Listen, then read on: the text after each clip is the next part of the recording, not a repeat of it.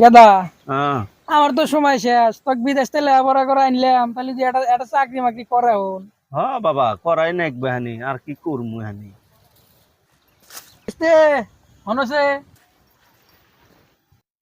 বাইসতে, এই যে তোর ভাই বিদেশ থেকে লেখাপড়া করে আইছে, দেশ তো একটা চাকরি মাকরি ফাঁক পালি ঢুকাই দিস তো। তাহলে আমি তোমার পোলাকে একটা প্রশ্ন করি, যদি পারে তাহলে চাকরিতে আমি ঢুকো দিবনি। I will tell you later, এর মানে কি? এই প্রশ্নের উত্তর আমি তোমাকে পরে কমুনি।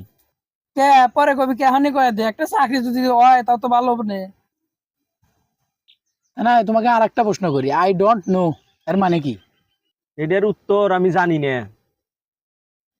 কে জানবি না কে, এত টিয়া পয়সা খরচ করে বিদেশ থেকে লেখাপড়া করে এলাম, ভালো লেগে। না, আর একটা প্রশ্ন করবো, এটাই শেষ প্রশ্ন। হ্যাড ওয়াট এর মানে কি? তুমি এখান থেকে যাও।